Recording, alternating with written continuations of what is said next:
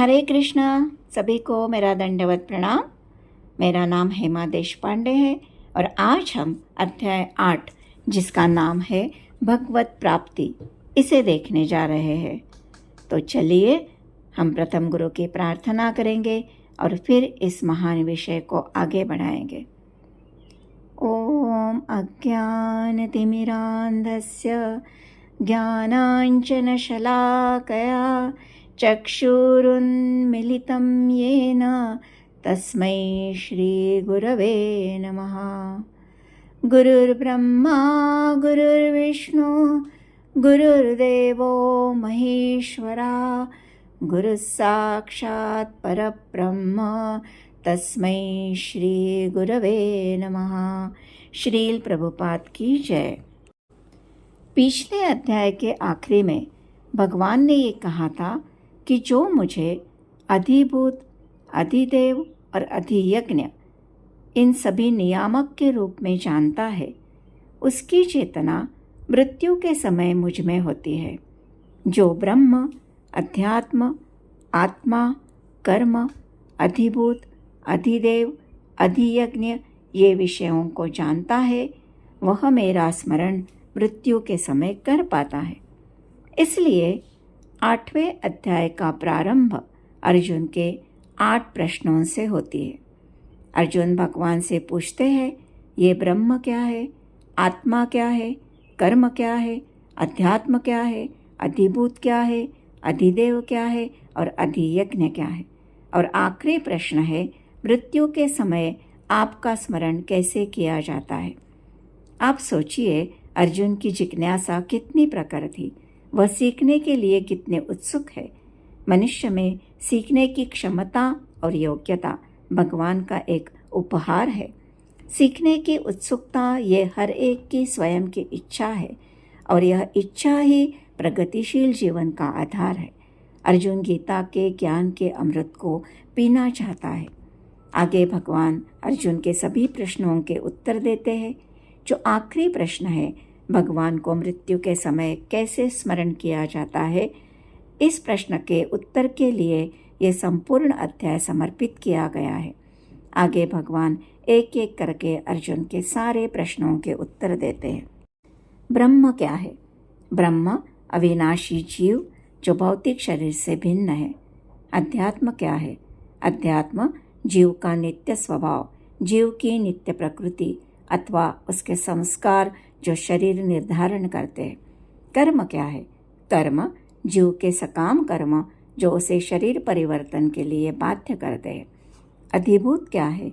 अधिभूत भौतिक प्रकृति, परिवर्तनशील भौतिक जगत अथवा भौतिक तत्वों से बना शरीर। अधिदेव क्या है? भगवान का विराट रूप जिसमें सभी देवता और उनके लोग सम्मिलित हैं। अधियज्ञ क्या है? अधियज्ञ परमात्मा, सभी यज्ञों का भोक्ता, परमात्मा स्वरूप परमेश्वर। और शरीर में अधियज्ञ यानी प्रत्येक देहधारी के हृदय में स्थित परमात्मा स्वरूप परमेश्वर। और आखिरी प्रश्न था, मृत्यु के समय भगवान का स्मरण कैसे होगा। इसी प्रश्न के उत्तर के लिए भगवान लगभग सारा अध्याय समर्पित करते हैं। इस भौतिक जगत में हम मृत्यु के विषय में चर्चा करना नहीं चाहते, उसे हम अभद्र और अपशकुन मानते हैं। लेकिन भगवद गीता हमें बताती है कि मृत्यु एक बहुत बड़ा सत्य है जिसे कोई भी टाल नहीं सकता। भगवान हमें कहते हैं कि ये मृत्यु के समय हमें भगवान को स्मरण करना है। अब मृत्यु क्या है, कौन मरता है, ये हमने दूसरे अध्याय में जाना था कि मृत्यु यानी आत्मा का एक शरीर से दूसरे शरीर में देहांतरण है। इसलिए ये शरीर छोड़ने के बाद आत्मा का जो प्रवास रहता है वो क्या है, वह कहाँ जाती है, कैसे जाती है, उसका गंतव्य क्या है, ये सोचना बहुत ज़रूरी है। भगवान कृष्ण कह रहे हैं, जो मृत्यु के अंत समय मेरा स्मरण करता है, मेरा स्मरण करते हुए देह त्यागता है, वो मेरे स्वभाव को प्राप्त होता है। अब स्वभाव यानी क्या? भगवान का स्वभाव कैसे होता है? तो भगवान का स्वभाव सच्चित आनंद है जिसका कभी विनाश नहीं होता और जो पूर्ण ज्ञान और आनंद से परिपूर्ण है। देखिए, बहुत लोग पुनर्जन्म के सिद्धांत को नहीं मानते। सोचते हैं कि हमें एक जीवन मिला है, उसमें सारी चीज़ों का उपभोग हमें कर लेना है, आगे क्या होगा क्या पता, सब काल्पनिक है। लेकिन भगवत गीता हमें बताती है, कोई माने या न माने कोई फर्क नहीं पड़ता, क्योंकि पुनर्जन्म तो हर एक को मिलेगा ही। अमर आत्मा का प्रवास आगे चलेगा ही। देखिए, बहुत बड़े बड़े विचारवंतों ने इस विषय पर चर्चा की है। Leo Tolstoy, Socrates, Henry Ford, Carl Jung इत्यादि लोगों ने इस पर लिखा है। डॉक्टर स्टीवनसन ने इस पर डॉक्यूमेंट्री भी की है। हम बहुत लोगों से सुनते हैं कि उन्हें पहले जन्म की जो जगह है वो याद रहती है, पहले जन्म में जो लोग हैं वो सब याद आता है। इसका मतलब है हमारे कई जन्म हो चुके हैं। इसलिए हमें ये समझना है कि अगर हम अगले जन्म की तैयारी नहीं करेंगे तो हमें हमारे कर्मों के हिसाब से किसी भी योनि में आना तो पड़ेगा ही। देखिए, अगर कोई मांसाहार खाने में, पशु का मांस खाने में रुचि रखता है तो उसके शरीर में जो परमात्मा के रूप में भगवान है वह उसे मृत्यु के पश्चात उसके सूक्ष्म देह के साथ उसे पशु योनि में लेकर जाएंगे, जहाँ वो मांस खाने का आनंद ले पाएगा। उसकी मांस खाने की इच्छा को आगे भगवान इस तरह से पूरी करते हैं। इस तरह मनुष्य को अलग अलग शरीर मिलता है। नया शरीर मिलने का आधार क्या है? जब आप कुछ खरीदने जाते हो, अगर आपको कुछ चीज़ पसंद आई तो आप आपका बजट देखते हो, पॉकेट में पैसा है तो ही आप उसे खरीद पाओगे। उसी तरह यहाँ हमारा बजट कर्म है। कर्म के अनुसार आपको दूसरा जन्म मिलता है। हम सब ये जानते हैं कि एक ना एक दिन हमें जाना ही है।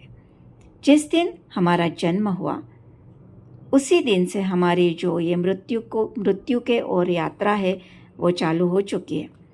लेकिन कितने लोग ये जानते हैं कि हमें कहाँ जाना है? जो ये नहीं जानता कि हमें कहाँ और कैसे जाना है, वह जीवन के अंत में भ्रमित और भयभीत तो होगा ही ना।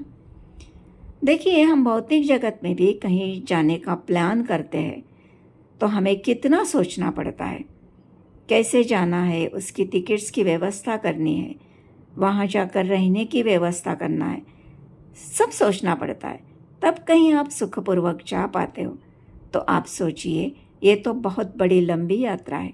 उसके लिए आप नहीं सोचोगे तो मुश्किल ही होगी ना। लेकिन आम जनता इसके विषय में विचार ही नहीं करती। मृत्यु के विषय को मालूम होते हुए भी इग्नोर करते। जब आएगी आएगी, अभी से क्यों सोचना है, अभी का वक्त मिला है, एंजॉय करो। इसी तरह की विचारधारा होती है। लेकिन यह बात तो सच है कि आपको इस परिस्थिति का सामना करना ही पड़ेगा। इसलिए हमें इस विषय पर ज़रूर सोचना चाहिए। इसलिए भगवान हमें ये बता रहे हैं कि अंत समय पर अगर कोई मेरा स्मरण करता है तो वह मेरे पास, मेरे धाम आएगा, जहाँ कोई भी चीज़ की कमी नहीं है, जो शाश्वत धाम है, जहाँ सिर्फ आनंद ही आनंद है। ये स्मरण हमें कैसे होगा? कोई अगर ये सोचता है कि उसमें क्या बड़ी बात है, हम मृत्यु के समय हरे कृष्ण कह देंगे, लेकिन ये इतना आसान नहीं है। शुद्ध चेतना के बिना भगवान का स्मरण असंभव है। इसलिए हमें जीवन के आरंभ से ही इसका अभ्यास करना चाहिए। हमारी चेतना हमें शुद्ध करनी है। और प्रभुपाद जी हमें बहुत आसान मार्ग बताते हैं, जो ये कलियुग में हमारे लिए करना सुलभ है। और कलियुग के लिए एक बहुत बड़ा ये वरदान है, और वह है हरे कृष्णा कृष्ण कृष्ण हरे हरे, हरे राम राम राम हरे हरे। इस महामंत्र का जप यह सर्वोत्तम और सुलभ विधि है। आगे भगवान अर्जुन को कह रहे हैं कि कर्तव्य का पालन करते समय मेरा चिंतन करने का अभ्यास करो। अर्जुन, पहले मेरा चिंतन करो और फिर अपना कर्तव्य कर्म युद्ध करो। अर्जुन चिंतन का अर्थ प्राणायाम के साथ निर्जन स्थान पर बैठना ही समझता है, लेकिन भगवान कहते हैं मेरा चिंतन करके युद्ध करो। पहले भगवान ने कहा था कि जय पराजय इसका विचार न करते हुए युद्ध करो और फल की चिंता मत करो और उसे मुझे अर्पित करो। लेकिन यहाँ का कहने का जो स्तर है वो थोड़ा ऊंचा है। पहले चिंतन बाद में कर्म। सर्वसाधारण व्यक्ति की यही सोच रहती है कि हमारी उम्र भक्ति करने की नहीं है, जब हम बूढ़े हो जाएंगे तब हम इस विषय में सोचेंगे। लेकिन इस तरह सोचना गलत है। हमें हर कर्म करते समय भगवान का स्मरण रखना चाहिए। उससे हमारा माइंड सेट अच्छा होगा और हम अच्छे तरह से हमारे ध्येय के तरफ जा पाएंगे। स्मरण और कार्य दोनों करना है, इसका हमें अभ्यास करना पड़ेगा। अभ्यास नहीं करेंगे तो मृत्यु के समय भगवान को कैसे याद कर पाओगे? इसे अंतिम भाव का सिद्धांत कहते हैं, लॉ ऑफ लास्ट थॉट। और इस तरह का स्मरण हम तभी कर पाएंगे जब हम भगवान के विषय में जानेंगे, साधना करेंगे, उनकी सेवा करेंगे, भक्तों का संग करेंगे। आगे भगवान योग मिश्र भक्ति के बारे में बताते हैं। अष्टांग योगी जो परमात्मा के ऊपर ध्यान लगाकर मोक्ष की प्राप्ति करते हैं। योगी स्वयं के प्रयासों के बल पर ऊपर जाता है। हमने 6वें अध्याय में अष्टांग योगी के विषय में सुना है। ये जो पूरी प्रणाली है इसे षड चक्र योग भी कहते हैं। 6 चक्र जो हमारे शरीर के ऊर्जा स्थान है। एक चक्र से योगी प्राण को दूसरे चक्र में लेकर आता है। ये चक्र है मूलाधार चक्र, स्वाधिष्ठान चक्र, मणिपुर चक्र, अनाहत चक्र, विशुद्ध चक्र, आज्ञा चक्र और आखिरी में है ब्रह्मरंध्र। श्वासों को नियंत्रित करके योगी अपने प्राणवायु को ब्रह्मरंध्र तक लेकर आता है और फिर वहाँ से वो जहाँ जाना चाहता है वहाँ अपने प्राण को भेजता है। ये बहुत कठिन प्रक्रिया है। अब भगवान इसे अर्जुन को क्यों बता रहे हैं?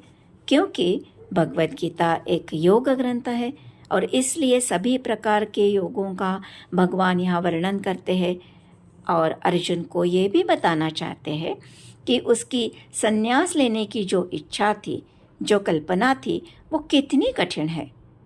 हमारे शरीर में 5 प्रकार की वायु होती है, प्राण, अपान, समान, उदान और व्यान। योगी अपने बल पर प्राणवायु को ऊपर लेकर आता है। योगी प्राणवायु को अपने आज्ञा चक्र में स्थित कर सकता है और उचित समय आने पर अपना शरीर त्याग सकता है। ये अभ्यास करना व्यावहारिक नहीं है। इसलिए अर्जुन अब भगवान को कह रहे हैं कि सरल मार्ग बताइए। अब आगे भगवान शुद्ध भक्ति को प्रेषित करते हैं। कहते हैं अनन्य भाव से मेरा स्मरण करना सरल है, जिससे तुम मुझे प्राप्त कर पाओगे। इस विधि से मैं सुलभ हूँ और यह विधि प्रभावकारी भी है। आज के समय के लिए बहुत सरल है। हमें सिर्फ हरे कृष्ण कृष्ण कृष्ण हरे हरे, हरे राम राम राम हरे हरे इस महामंत्र का जप करना है। कुछ लोग ओम शब्द का जप करते हैं। यह शब्द एक आध्यात्मिक ध्वनि है। भगवान कहते हैं शब्द में मैं ओम हूँ। इसके उच्चारण से व्यक्ति की आध्यात्मिक प्रगति होती है। देखिए, हमें कहीं जाना है तो उसके लिए गाड़ी चाहिए और गाड़ी के साथ हमें जहाँ जाना है उसका एड्रेस भी चाहिए। ओम शब्द कहीं जाने के लिए गाड़ी है, लेकिन इसमें कहाँ जाना है ये एड्रेस नहीं है। हमें वो भी तो पता होना चाहिए ना। योगी को जहाँ जाना है उसके ऊपर मेडिटेशन करना पड़ता है। वह परमात्मा की सुंदरता, उसके ऐश्वर्य, उसकी शक्तियाँ, उनकी करुणता, इन सब गुणों पर ध्यान करता है। लेकिन हरे कृष्ण महामंत्र में दोनों निहित है। भगवान के नाम में जाने के लिए गाड़ी और उनका धाम दोनों निहित है। इसलिए भक्ति योगी इसी मंत्र से भगवान का स्मरण करता है। देखिए, जीवन जीना एक कला है। वैसे ही मरना भी एक कला है। भगवद गीता हमें जीवन जीने की कला तो सिखाती ही है, लेकिन हमें मरने की कला भी सिखाती है। जो ये कला सीख लेता है वह निर्भय हो जाता है। भगवान को पाने वाला व्यक्ति महात्मा कहलाता है और वह इस दुखालय में, भौतिक जगत में पुनः पुनः नहीं आता। आगे भगवान भौतिक जगत और आध्यात्मिक जगत के विषय में हमें बताएंगे। ये जो भौतिक जगत है यह दुखालय है। ये जगत 14 लोकों से बना है और ब्रह्मलोक से पाताल लोक तक सभी जगह दुख ही दुख है। सभी अशाश्वत है, सभी जगह समय का प्रभाव है। आत्मा के लिए कष्टकारी है, लेकिन आध्यात्मिक जगत में सुख ही सुख है, प्रसन्नता है, आनंद है। आगे ब्रह्मा जी के एक दिन एक रात और ब्रह्मा जी की आयु का वर्णन हुआ है। ब्रह्मा जी का एक दिन 4 युगों के 1000 चक्र इतना होता है और उतनी ही उनकी एक रात होती है। और ब्रह्मा की आयु 100 वर्ष तक होती है। 4 युग यानी सत्ययुग, त्रेतायुग, द्वापर युग और कलियुग। कलियुग 4,32,000 वर्ष का होता है। अभी हम कलियुग में हैं। उसमें से सिर्फ 5,000 वर्ष पूर्ण हुए हैं। द्वापर युग कलियुग से दुगना होता है, यानी 8,64,000 वर्ष। त्रेतायुग कलियुग से तिगुना होता है, यानी 12,96,000 वर्ष। और सत्ययुग कलियुग से चौगुना होता है, यानी 17,28,000 वर्ष। ये 4 युग मिलकर एक चतुर्युग होता है और इसके 1000 चक्र से ब्रह्मा का एक दिन और उतनी ही उनकी एक रात होती है। ब्रह्मा जी की व्यक्त और अव्यक्त अवस्था भी रहती है। ब्रह्मा जी का जब दिन रहता है तब सारे जीव व्यक्त होते हैं और रात में सभी जीव अव्यक्त होते हैं। ये चक्र चलता रहता है। अब ब्रह्मा जी की 100 वर्ष की आयु जब समाप्त होती है तब जो अव्यक्त अवस्था आती है वो अनेक करोड़ों वर्षों तक चलती है। ब्रह्मा जी 311 खरब 40 करब मानव वर्ष जीते हैं। हमारे लिए बहुत बड़ा लंबा समय है, लेकिन कहा जाता है कि आध्यात्मिक जगत में यह काल बिजली चमकने के समान होता है। भगवान आगे कह रहे हैं कि इसके व्यतिरिक्त एक और अव्यक्त प्रकृति है जो श्रेष्ठ है, शाश्वत है, जिसका कभी भी विनाश नहीं होता। वह है आध्यात्मिक जगत, भगवान श्री कृष्ण का धाम।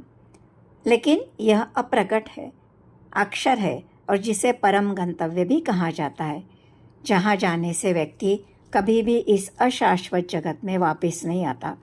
यह चिंतामणि धाम है। यहाँ के वृक्ष कल्पतरु वृक्ष कहलाते हैं। यहाँ की गायें सुरभि गायें कहलाती है। यहाँ लाखों लक्ष्मियाँ भगवान की सेवा करती है। ये स्वयं प्रकाशित है। आगे भगवान बताते हैं कि योग के मार्ग से और भक्ति के मार्ग से व्यक्ति इस जगत में जा सकता है। लेकिन जैसे हमने देखा, योगी का मार्ग कठिन है। और इसमें और एक बात है कि योगी के लिए समय जब वह शरीर छोड़ता है वो बहुत महत्वपूर्ण है। आगे भगवान ये काल के विषय में हमें बताते हैं। भगवान कहते हैं एक प्रकाश का मार्ग है और एक अंधकार का मार्ग है। प्रकाश का मार्ग यानी शुक्ल पक्ष, जब सूर्य उत्तरायण में रहता है। अंधकार का मार्ग यानी कृष्ण पक्ष, जब सूर्य दक्षिणायन में रहता है। योगी अपने योग के बल पर स्वेच्छा से अपने शरीर छोड़ने का समय निर्धारित कर सकता है। प्रकाश का जो मार्ग है वो ज्ञानी और योगियों के लिए है। इसके अधिष्ठाता देव होते हैं। ये जीव को परब्रह्म तक पहुंचाने के लिए सहायता करते हैं। उसे लेकर जाने के लिए विष्णुदूत आते हैं। हमें ये पता है कि भीष्म पितामह स्वयं का देह त्यागने के लिए बाणों की शैया पर उत्तरायण की प्रतीक्षा कर रहे थे। वास्तविक भीष्म पितामह श्री कृष्ण की प्रतीक्षा कर रहे थे। वे तो भगवान के भक्त थे, लेकिन महान योगी भी थे। इसलिए योगी को यह सिखाना चाहते थे कि किस काल में देह का त्याग करना चाहिए। जो कर्मी है, जो कर्मकांड यज्ञकांड करते हैं उनके लिए अंधकार का मार्ग बताया गया है। ऐसे लोग मृत्यु के पश्चात चंद्रलोक को प्राप्त करते हैं और वहाँ वे हजारों वर्षों तक आनंद सुख इसका उपभोग करते हैं और उसके पश्चात फिर से पृथ्वी लोक पर लौटते हैं। देखिए, अष्टांग योग एक यांत्रिक विधि है। योगी को स्वयं के बल पर सब कुछ करना पड़ता है, लेकिन भक्ति योग में सिर्फ भगवान की शरणागति लेने से भक्त को किसी भी समय मृत्यु आए उसकी चिंता करने की ज़रूरत नहीं है, क्योंकि अब भगवान उसे संभालते हैं। भक्त इसकी कभी चिंता नहीं करता। इसलिए भगवान अर्जुन को कहते हैं, सदैव भक्ति योग करो। मन पर कृत्रिम रूप से नियंत्रण करना कठिन है। भगवान का जप, नाम लेना, उनकी लीलाएं सुनना, सेवा करना, ये सब सुलभ है और भक्त को सभी मार्ग का लाभ भी प्राप्त होता है। इसलिए हम सभी को साधना का एक रूटीन बनाना चाहिए। हम सभी ये संकल्प करेंगे कि हम हरे कृष्ण महामंत्र का जप, सत्संग, भगवद गीता, भागवतम का अध्ययन, ये साधना करेंगे और इस दुष्कर भवसागर से भगवान की सहायता से निकलेंगे। यह मार्ग आसान है। हमें सर्वप्रथम प्राथमिकता किसे देनी है ये सीखना है। प्रथम भगवान का स्मरण, फिर कर्म। उसके लिए अभ्यास, साधना करनी होगी। जीवन जीने की कला के साथ मरने की कला भी हमें सीखना है, क्योंकि यह अगले जीवन की शुरुआत है। जो व्यक्ति बुद्धिमान होता है वह दूरदर्शी भी होता है। वह हर वक्त कल के लिए सोचता है। अगर हमने नहीं सोचा, मृत्यु के लिए मानसिकता तैयार नहीं की, तो हमें नोटिस तो नहीं मिलने वाली। इसलिए हमें हर वक्त तैयार रहना है। मृत्यु कभी भी आ सकती है और हमें ये समझना है कि नियमों से परे प्रेम होता है। योगी के नियम रहते हैं, लेकिन भगवान कृष्ण का प्रेम इससे परे है। भक्त के लिए शरणागति के सिवाय कुछ भी नियम नहीं है। इसलिए हमें सदैव हरे कृष्णा कृष्ण कृष्ण हरे हरे, हरे राम राम राम हरे हरे, ये महामंत्र का जप करते रहना है और भगवान का स्मरण हर कर्म करते हुए रखना है। करते करते ये करने से हमें उसमें रस आने लगता है, तो हमें कृष्ण भावना भावित होने की अनुभूति होने लगती है। यह जीवन की सर्वोच्च अवस्था है, जिससे भक्त कृष्ण के धाम गोलोक वृंदावन को प्राप्त होता है और सदैव सुखी रहता है। इसलिए हमें सदैव ये भगवत प्राप्ति के लिए प्रयासरत रहना चाहिए।